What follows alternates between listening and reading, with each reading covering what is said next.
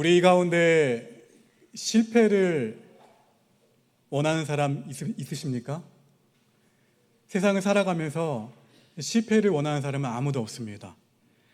어느 누구든지 인간관계, 그리고 가정생활, 아니면 사업 등 목표한 바를 어떻게든 이루고 싶어하고 그 목표를 마침내 이루었을 때 보람을 느끼고 삶의 의욕을 찾게 됩니다.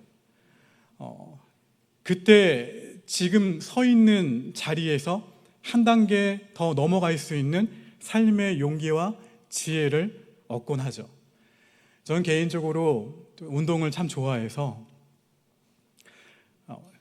아내한테는 좀 오해를 샀지만 목회자 축구대회를 나가려고 운동을 다시 시작했나 보다라고 했는데 한 달, 두 달 정도를 운동을 하고 대회를 나가니까 다른 목사님들에 비해서 저는 체력이 남아도는 거예요. 그래서 이게 매일 이렇게 뛰었던 게 결코 헛되지 않았구나 하고 더 열심히 뛰어다녔습니다. 그때 운동의 성취감, 또 하나는 제가 그 면허를 사실 아내보다 늦게 땄어요. 그래서 아내가 저랑 연애를 할 때 아내가 먼저 운전 베스트 드라이버였어요. 아내가 저를 운전면허 시험장까지 데려다 주었고 그 운전면허를 다 공부하고 이제 도로 주행도 하고 처음 아내의 차를 제가 몰고 주차장에서 비빌빌대면서 이렇게 나오는 모습을 아내는 알고 있어요. 저의 그 초보 시절을 알고 있고 골목길에서 앞뒤로 뒤에 차가 오고 앞에 오니까 어떻게 할 수가 없더라고요. 그래서 저 차가 좀 비켜주면 좋을 텐데 앞차나 뒷차는 더 위험하고 뒤로 후진은 못하겠고 그 장면을 뒤에 있는 아내가 계속 보고 있었습니다. 근데 제가 면허를 땄을 때 굉장히 성취감이 있었고 또 하나는 저도 지금 그 대형 면허가 있거든요. 그 대형 면허를 땄을 때 한 보름 정도를 연습을 해가지고 그 면허를 땄을 때 거기에서 밀려오는 성취감은 이루 말할 수가 없었어요. 그래서일까요? 우리 삶 가운데 이 성취감이라는 것은 굉장히 중요합니다. 그런데 우리 삶에는 방금 제가 이 서두에서 언급한 이 성공만 찾아오지는 않아요. 실패도 자주 경험합니다. 내 인생 가운데 원하지 않았던 실패, 그리고 그에 따른 실패에 따른 결과, 이런 것들을 만나서 어떤 때는 삶의 방향을 잃어버릴 때가 있다는 거예요. 방황할 때가 있어요. 왜냐하면 이 실패라는 것이 나의 내면에 무엇을 주냐면 성취감은 나에게 굉장히 기쁨을 주지만 이 실패라는 것은 깊은 좌절감을 주기 때문에 그렇습니다. 이 실패는 내 속에 그 잠재되어 있는 더 좋은 자원들을 디딤돌 삼아서 다시 시작할 용기마저도 빼앗아 버려요. 그러니까 디딤돌이 될 수 있는 실패를 어떻게 합니까? 실패 자체가 걸림돌이 되게 한다는 거예요. 내가 할 수 있는 모든 방법을 동원해서 노력하고 최선을 다해도 내가 원하는 바가 잘 이루어지지 않고 계속해서 이 문턱에서 좌절하고 주저앉게 될 때에 사실 우리는 이제 다시 어떻게 시작해야 될지 갈피를 잡지 못할 때가 참 많다는 거예요. 게다가 이런 실패의 경험은 나만의 아픔으로 끝나지 않고 나와 함께하는 가족, 나와 함께하는 공동체에도 영향을 미칩니다. 그리고 안타깝게도 이 가족과 공동체의 실패로 이어지는 경우가 참 많다는 거예요. 한 사람의 실패가 구성원 전체의 그 분위기를 좌우한다는 것이죠. 그럼에도 불구하고 또 다른 유형의 사람이 있죠. 실패를 통해서 새로운 인생, 새로운 입구로 들어가는 사람. 그 실패를 걸림돌로 생각하지 않고 무슨 돌로 생각하는 거예요? 디딤돌로 생각하는 거예요. 한 발자국 딱 딛고 다시 나아가는 거예요. 좌절을 통해서 새로운 가능성과 그동안 내가 보지 못했던 세계를 발견하게 된다는 거예요. 이처럼 실패는 우리에게 걸림돌을 주기도 하지만 또 어떤 사람에게는 디딤돌이 되게 한다는 거예요. 오늘 본문에 등장하고 있는 선지자 요나는 인생이 무너지는 것 같은 실패를 경험한 사람입니다. 그 실패는 요나 한 사람만 그러한 경험을 하게 한 것이 아니라 요나와 함께한 모든 사람들을 위험에 빠뜨렸어요. 수많은 사람의 생명을 살리는 사명을 요나가 게을리해서 많은 사람들을 멸망 가운데 몰아넣는 잘못된 결과로 이어지게 된 거예요. 하나님은 아미댓의 아들 요나에게 이렇게 이야기하셨어요. 너는 니느웨로 가서 회개를 촉구해서 그곳 백성의 생명을 구원하여라. 이 사명을 주셨어요. 요나는 어떻게 합니까? 니느웨로 갔나요? 니느웨가 이쪽이라면 이쪽으로 가라는 하나님의 말씀에 순종하고 가야 되는데 어느 쪽으로 갔습니까? 정반대인, 잘 아시네요, 다시스로 갔어요. 그리고 바다 한가운데에서 요나는 무엇을 만났냐면 풍랑을 만났고 결국 바다에 던져져서 큰 물고기에 의해 삼켜졌어요. 요나가 큰 물고기 그 뱃속에서 기도하는 장면이 오늘 저와 여러분이 읽은 본문의 말씀이에요. 요나가 여러분 왜 실패했나요? 제가 이 말씀을 묵상하면서 이 회복 시리즈를 준비하는 가운데 주셨던 감동은 뭐였냐면, 요나의 실패가 여러 가지 요인이 있겠지만 중요한 원인이 하나 있었어요. 그 하나는 자기 기준과 자기 신념이 분명했다는 점이 실패의 원인이었어요. 자, 당시 요나가 살고 있었던 지역에 그 아수르라는 나라가 있었는데, 아수르는 이스라엘의 적국이었습니다. 요나는 이스라엘의 적국은 당연히 멸망당하는 것이 좋다고 생각을 했어요. 이처럼 자기 신념이 강한 사람은 사실 예수님을 제대로 믿기가 참 어려워요. 자, 저와 여러분에게는 신념이 있나요, 없나요? 다 있어요. 다 있어요. 신념을 다른 말로 바꾸어 말하면 인생을 바라보는 관점, 다시 월드뷰, 세계관이라고 할 수도 있어요. 어떤 행동과 마음을 선택하는 기준이 돼요. 이 신념이라는 것은 아주 오래전부터, 즉 여러분이 어릴 때부터 형성이 되어 왔어요. 우리에게는 어느 누구나 출생 과정, 성장 배경, 교육 환경, 인생의 경험에 따라서 인생을 살아가는 나름의 기준이 있다는 거예요. 저마다의 김치를 담그는 방법도 다 달라요. 그렇죠? 비슷한 것 같지만 언제 무엇을, 심지어 라면을 끓이는 방법도 내 경험에 비추어서 다 달라요. 물을 먼저 끓이느냐, 아니야 스프와 물을 함께 넣느냐, 여러 가지 방법들이 있잖아요. 그렇죠? 근데 그것이 내가 어릴 때 누군가로부터 배웠다든지 경험한 것을 바탕으로 해서 내가 세계관을 형성한다는 거예요. 아마도 요나가 가진 이 신념은 많은 사람들로부터 칭찬과 인정을 받았을 거예요. 요나 역시 자기의 신념이 옳다고 생각하면서 인생을 살아왔을 것입니다. 자기가 옳다고 생각한 나머지 누구의 명령에도, 하나님의 명령에도 취사 선택을 한 거예요. 하나님의 명령에도 온전히 순종하지 않았어요. 일반적으로 신념은 매우 중요합니다. 중요하지 않다는 얘기가 아니에요. 근데 신념이 왜냐 중요하냐면, 신념이 무너지면 삶의 원칙을 잃어버리기 때문에 신념이 중요해요. 사람들은 흔히 실패란 무엇이 옳은지 더 이상 분간하기 어려울 정도로 신념이 깨어진 상태가 실패라고 해요. 결국 내가 가진 강력한 신념이 인생을 이끌어가는 거예요. 그렇다면 이렇게 자기 신념이 강하고 분명했던 요나가 실패했던 이유가 무엇일까요? 오늘 요나의 실패를 통해서 어떻게 우리가 다시 나의 삶 가운데에서 일어설 수 있는지, 그 영적인 원리를 살펴볼 때에 많은 은혜와 결단이 있게 되기를 주님의 이름으로 축원합니다. 첫 번째, 요나가 실패한 이유는 하나님의 말씀을 가볍게 여겼기 때문에 그래요. 그래서 실패했어요.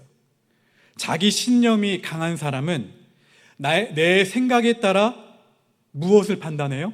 심지어 하나님의 말씀까지도 판단한다는 거예요. 사람, 아니면 사건, 내 삶 가운데 일어나는, 만나게 되는 사람과의 사건, 에피소드, 이 모든 것을 나의 기준으로 판단한다는 거예요. 이런 사람은 호불호도 굉장히 분명하고 강합니다. 요나는 이처럼 자기 신념이 분명했기 때문에 하나님의 말씀을 온전히 받아들일 수가 없었어요. 왜요? 내 기준으로 보니까 하나님의 말씀에 순종할 수 없는 거예요. 여러분, 근데 언제 순종이 가능한가요? 하나님의 말씀에 생명과 삶에 참된 가치가 있다고 믿고 온전히 그것을 나의 것으로 믿고 받아들일 때 비로소 그 하나님의 말씀에 순종하게 되는 거예요. 그런데 하나님의 말씀을 받아도 내 판단과 내 기준으로 그 말씀을 바라보면 우리의 신앙과 우리의 인생은 실패할 수밖에 없다는 거예요. 예를 들면 사울 왕을 보세요. 사울 왕은 아말렉을 공격해서 진멸하라는, 모든 것을 남기지 말고 다 없애라는 하나님의 말씀을 어떻게 했냐면 자기 나름대로 판단해서 내가 가지고 싶은 좋은 전리품들은 다 남겨두었어요. 그리고는 하나님께 뭐라고 합리화시켰냐면 하나님께 제사를 드리기 위해서 남긴 것이라고 스스로 합리화하며 지혜로운 척했어요. 하지만 이러한 판단과 이러한 행동은 하나님의 말씀을 온전히 순종하지 못했던 행동이었고 하나님의 말씀만 바라보지 못하는 이 마음이 사울의 실패의 원인이 되었습니다. 자, 두 번째, 요나가 실패했던 이유, 하나님을 알지 못해서 실패했어요. 호세아 6장 3절 말씀을 화면을 보고 함께 읽겠습니다. 시작.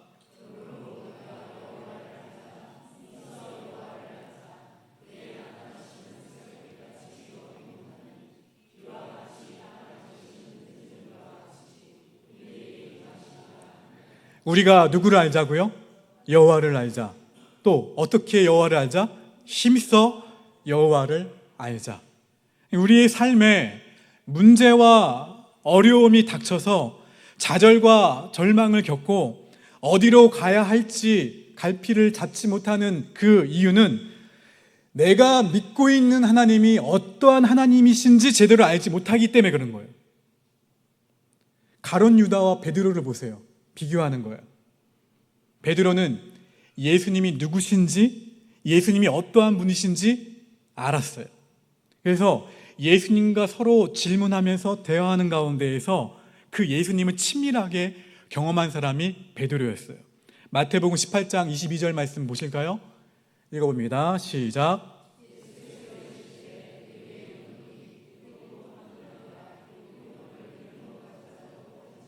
제가 이 말씀만 실어드렸지만 무슨 말씀입니까?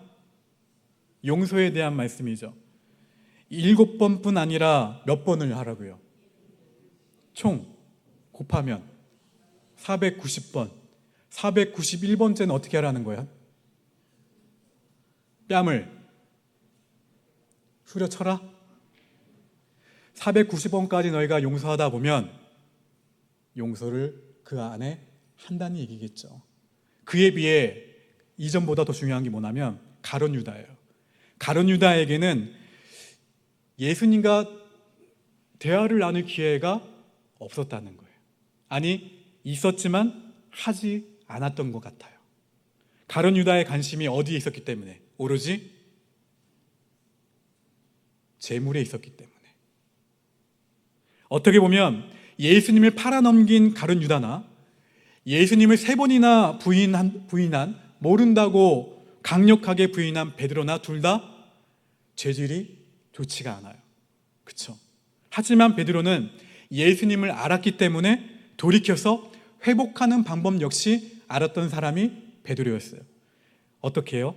내가 이렇게 큰 죄를 지었어도 용서하시는 하나님, 7번을 70번까지라도 용서하라고 하신 예수님은 나의 용서받을 수 없는 이 죄까지도 분명히 용서해 주실 거야. 이 믿음이 있었던 거예요. 예수님에 대한 믿음. 베드로는 예수님을 진짜 잘 알았어요. 그런데 가룟 유다는 예수님을 몰랐어요. 오해했죠.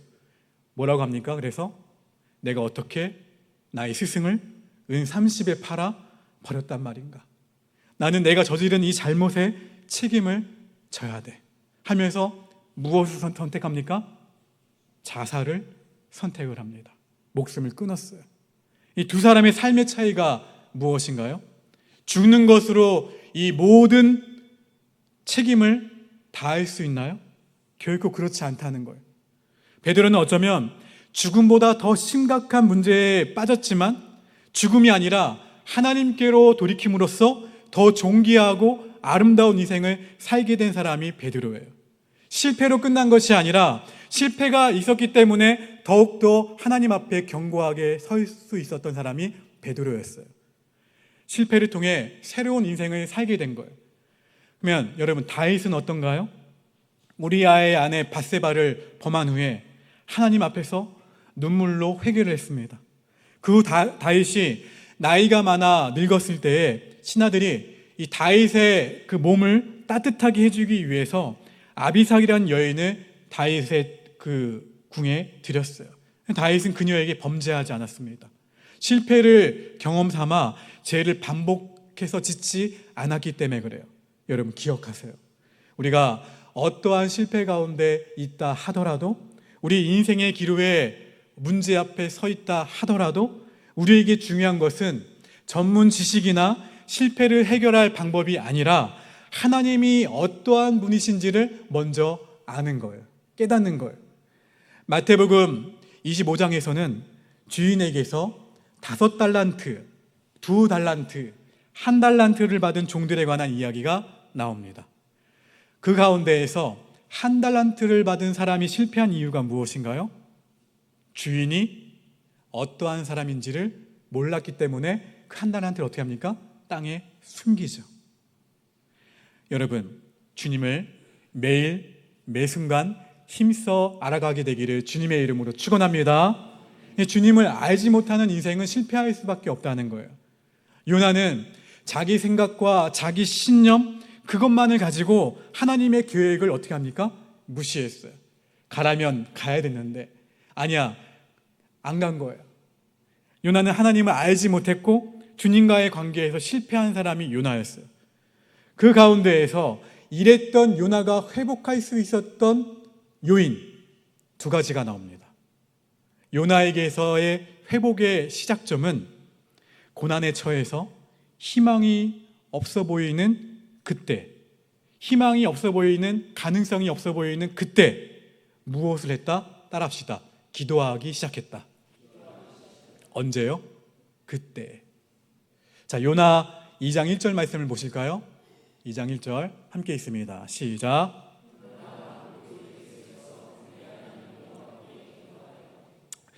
갖고 있는 펜이 있다면 요나 2장 1절을 한번 찾아보세요. 찾아보셔서 히브리어 성경이나 영어 성경을 보면 2장 1절 뭐라고 적혀 있냐면, 요나가 물고기 뱃속에서, 이 부분 있죠?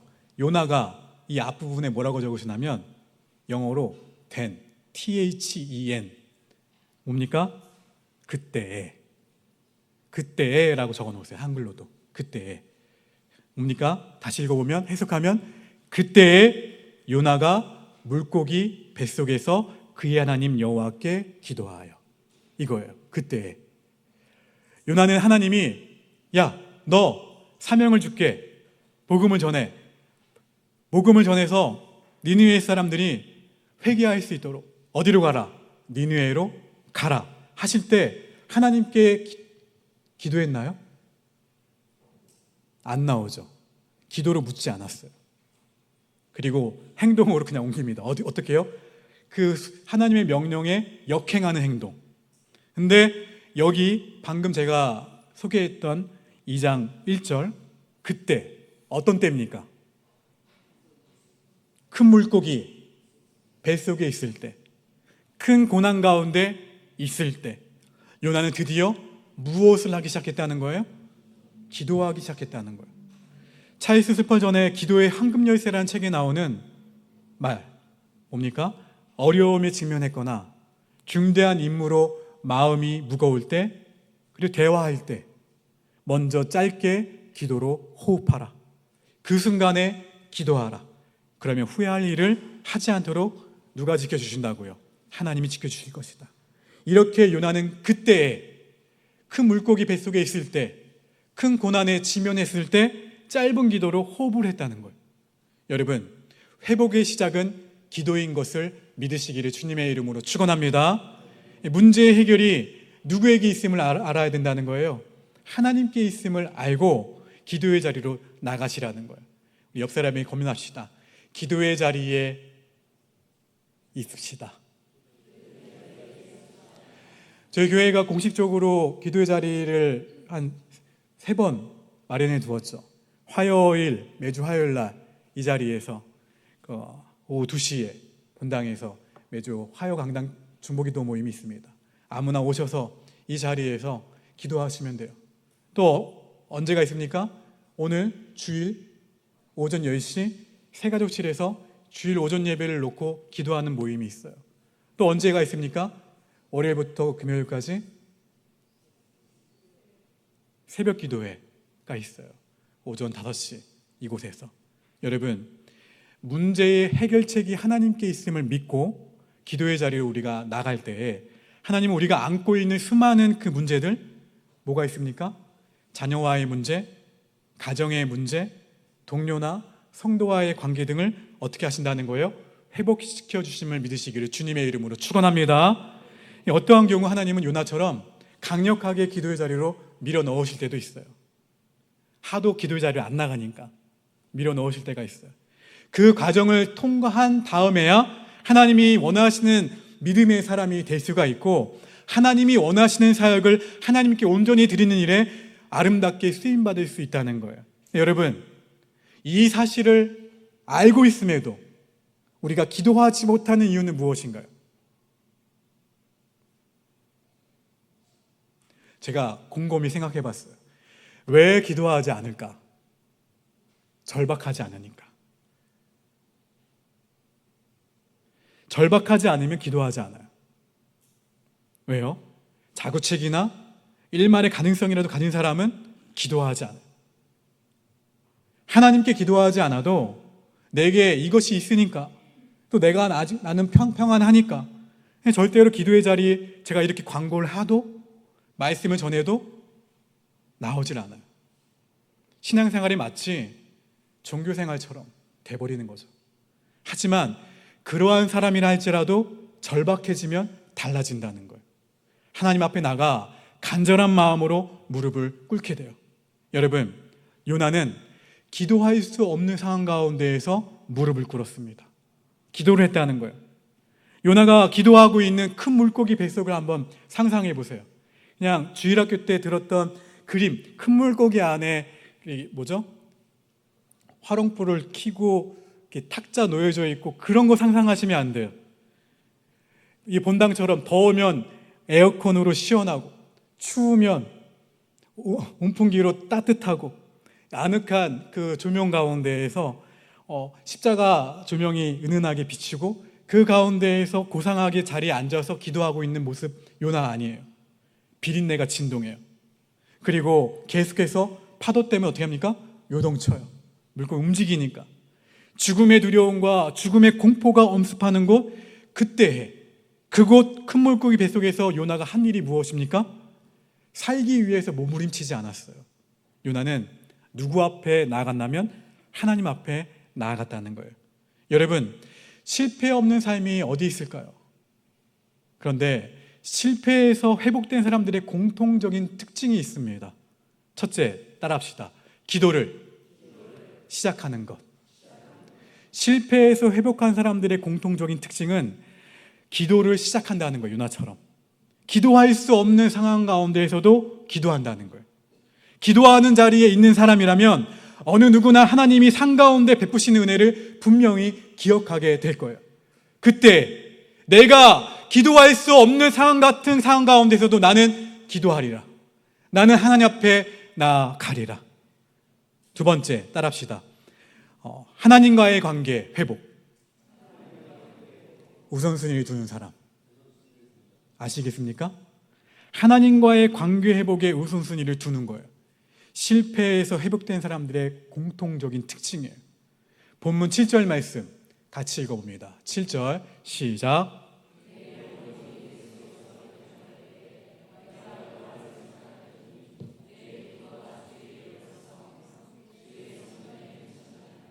내 영혼이 내 속에서 피곤할 때, 무슨 말입니까? 고난 가운데 있을 때, 문제에 지면했을 때, 힘들 때, 누구든 이럴 때 나와 관계없는 사람은 생각나지도 않고 생각하고 싶지도 않아요. 그렇죠? 요나도 마찬가지였을 거예요. 그래서 큰 물고기 뱃속 깊이 들어가기 전까지는, 물고기 안에 들어가기 전까지는 누구를 생각하려고 하지 않았어요? 하나님을 생각하려고 하지 않았다는 거예요. 내 신념, 내 계획, 내 뜻, 내 능력, 나에 대한 좋은 평가에 참 만족과 참 기쁨이 있다고 여겼던 사람이 요나였어요. 그러나 이제 요나는 자기 삶 속에서 하나님과의 관계가 활짝 열리는 것이 최우선순위라는 것을 깨닫게 되었어요. 가정 가운데에는 무슨 문제가 있습니까? 부부간의 문제가 있을 수 있어요. 자녀의 문제도 있습니다. 고부간의 문제 등 다양한 문제가 산적해 있어요. 그런데 가만히 생각해 보면 부모들이 열심히 부모 노릇을 하지만 결과가 생각만큼 좋지가 않은 것 같아요. 물론 열심히 부모 노릇을 하는 것은 매우 중요합니다. 하지만 더욱 중요한 것을 이 시간 말씀드리고 싶어요. 더욱 중요한 것은 기도함으로 하나님이 일하시게 해야 한다는 거예요. 즉, 자녀의 문제에 대해서 하나님이 일하시게 하고, 우리 사업의 문제에 대해서 하나님이 일하시게 하고, 관계의 문제에 대해서 하나님이 일하시게 하고, 재정의 문제에 대해서 하나님이 일하시게 하고, 부모는 기도하느라 바빠야 한다는 이야기예요. 할렐루야. 부모는 어때야 된다고요? 기도하느라 바쁘셔야 돼요. 기도하느라. 이사야 62장 7절 말씀 읽어봅니다. 시작.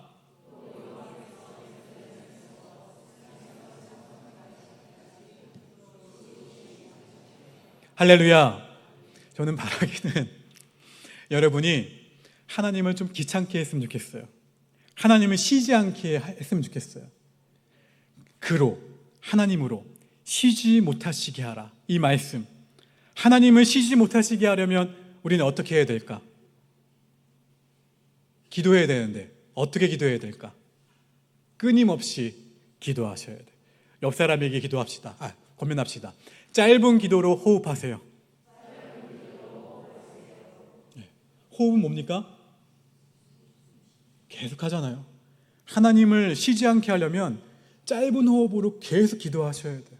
매일 순간 짧게 기도로 호흡하고 그 순간에 그때 기도하다 보면 하나님과의 관계가 친밀해져요. 보통 우리는 어떻습니까? 친밀한 사람의 이야기를 기도하며 듣잖아요. 그렇죠? 이제 요나는 하나님과의 관계 회복을 우선함으로써 회복을 경험할 수 있었다는 거예요. 자, 실패해서 회복된 사람의 공통된 특징 세 번째, 따라합시다. 생명의 가치를 깨달았다. 다른 말로 말하면 하나님의 계획, 하나님의 섭리, 하나님의 뜻을 깨닫게 되는 거예요. 우리가 언제 깨닫습니까? 사실은 대부분 죽을 지경에 빠졌을 때 깨달아요. 사람에게서 가장 아픈 일은 자기가 아픈 거예요. 객관적인 일의 규모는 중요하지 않아요. 단지 그 일이 내 일이냐 아니면 남의 일이냐, 이게 관건이에요. 요나는 하나님이 나에게 주신 하나님의 그 말씀이 자기 생명보다 더 소중한 명령이라는 사실을 마침내 깨닫게 되었어요. 내가 생명을 잃어버리게 된 바로 그 지점까지 갔을 때 깨달은 거예요.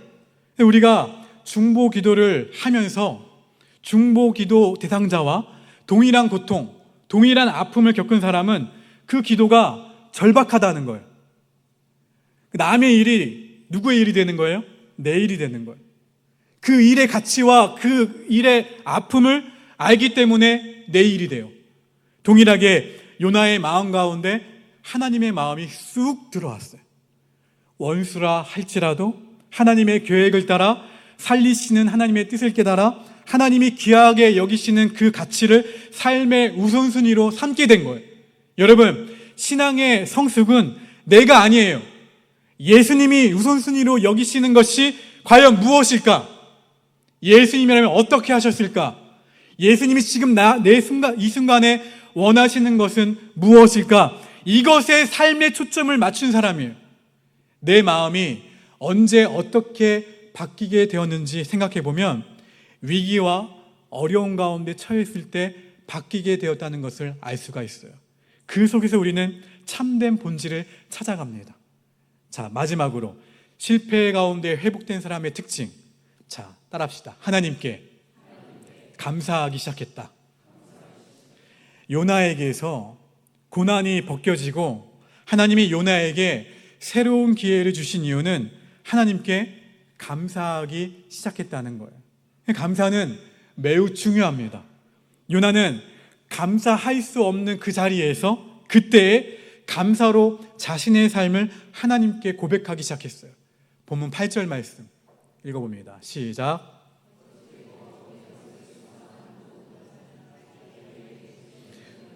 이렇게 고백하면서 자신의 모습을 돌아봤어요. 그리고 9절을 보시면 읽어봅니다. 시작.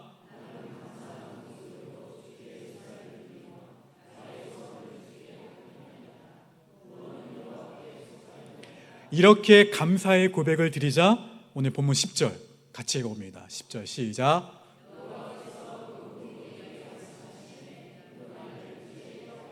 할렐루야.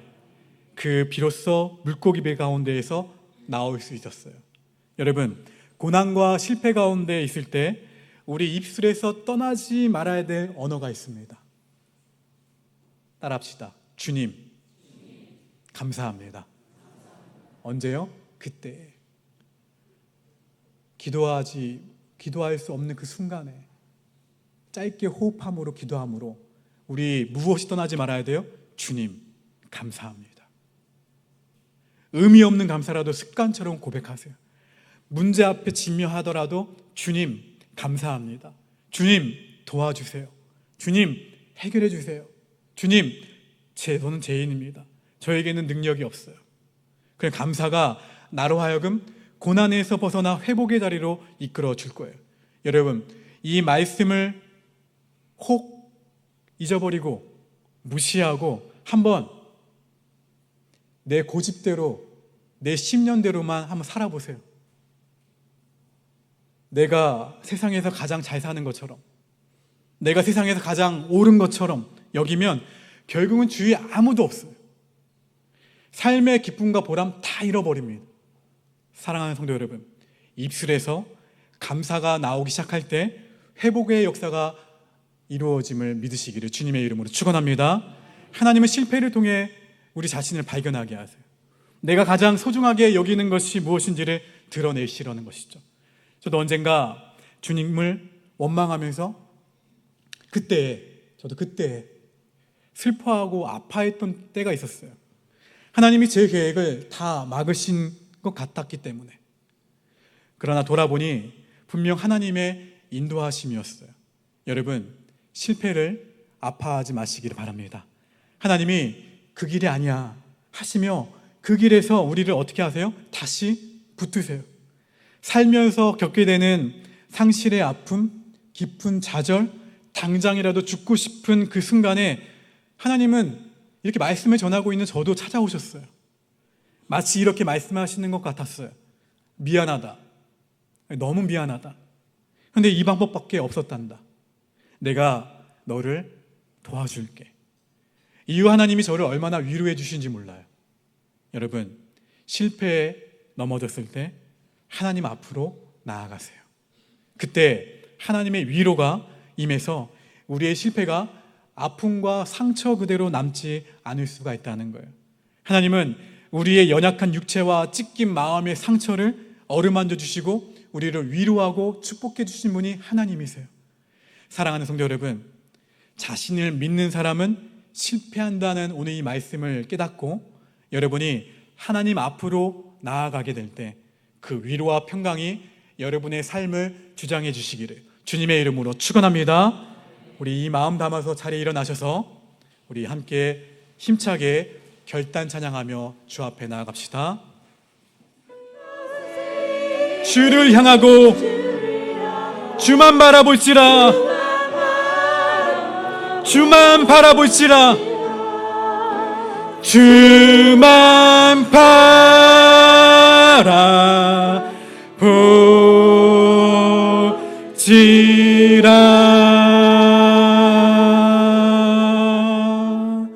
두 손을 가슴에 얹겠습니다. 사랑하는 옷벗기 성도들을 나사렛 예수 그리스도의 이름으로 한 주간 삶으로 파송합니다.